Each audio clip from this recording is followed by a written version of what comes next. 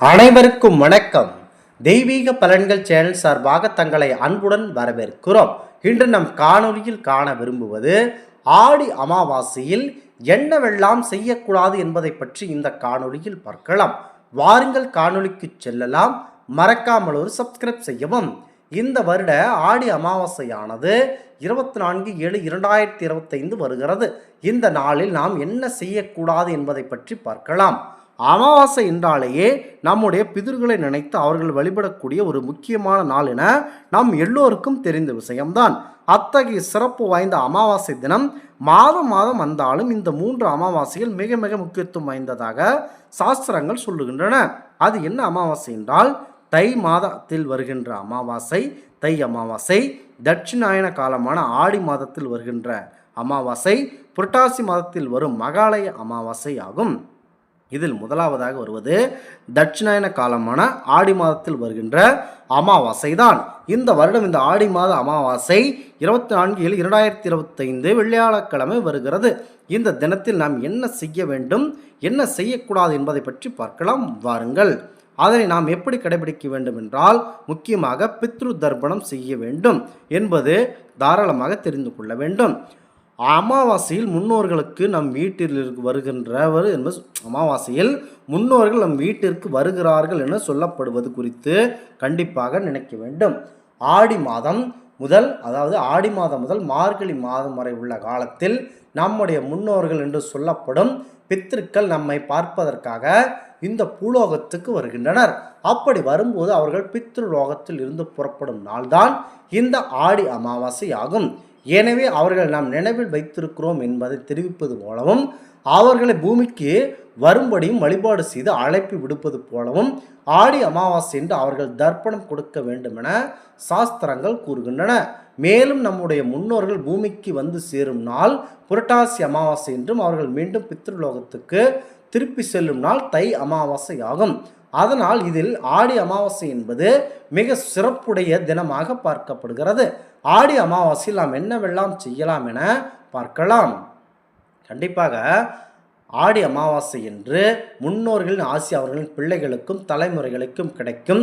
அதனுடன் அமாவாசை நாள் நாம் செய்யும் தர்ப்பணங்கள் நம் பித்ருக்களுக்கு அதிக மகிழ்ச்சியை தரும் என்பதற்காகவே அமாவாசை தினம் பித்ரு தர்ப்பணத்திற்கு உரிய நாளாக இருக்கிறது. அதனால் அன்றைய தினம் குறிப்பாக ஆடி அமாவாசையில் தர்ப்பணம் செய்தால் கண்டிப்பாக நல்ல பலன் கிடைக்கும் என்பது ஆகும். முதலில் அமாவாசை தினத்தில் நம்முடைய வீட்டை சுத்தம் செய்து விளக்கேற்றி நம்மை காண வரும் முன்னோர்களுக்கு எள்ளும் தண்ணீரும் கொடுத்து வரவேற்க செய்தல் வேண்டும். அதன் மூலம் அவர்களுடைய மனம் மகிழ்ந்து நமக்கு ஆசி வழங்குவார்கள் என சாஸ்திரம் கூறுகிறது. குழந்தை பேறு பிரச்சனை, திருமண பிரச்சனை இருந்தாலும் அகற்றிவிடும்.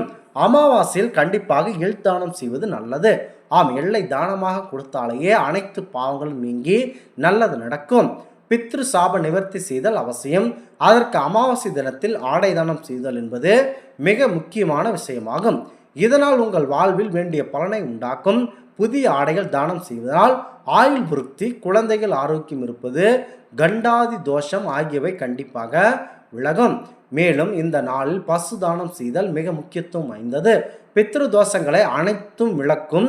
எந்த ஒரு சுப திதியிலும் பசுவை தானம் செய்வதால் பித்ருக்களின் ஆசீர்வாதம் கண்டிப்பாக நமக்கு கிடைக்கும். 7 ஜென்மத்தில் செய்த பாவங்களும் நீங்கும் என்பது நம்பிக்கை. அத்துடன் வேலை செய்யும் போது வரும் தடைகள் அனைத்தையும் தகர்த்தெறியும். இன்றைய திதியில் அன்னதானம் செய்வது சிறப்பு.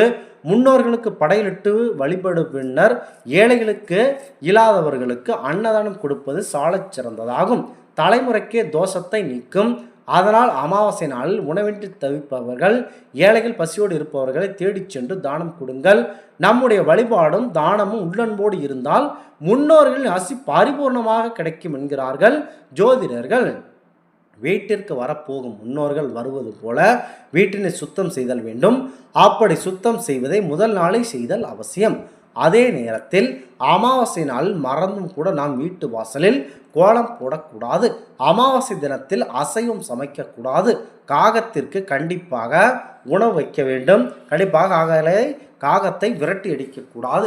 கண்டிப்பாக நம் முன்னோர்களை அவர்கள் நினைவாகவே இன்றைய நாள் முழுவதும் அந்த தர்ப்பணத்திற்குரிய நாளாக பயன்படுத்தி அவர்களுடைய நினைவிலேயே நாம் அந்த தெய்வ சிந்தனையை செய்து வர வேண்டும்.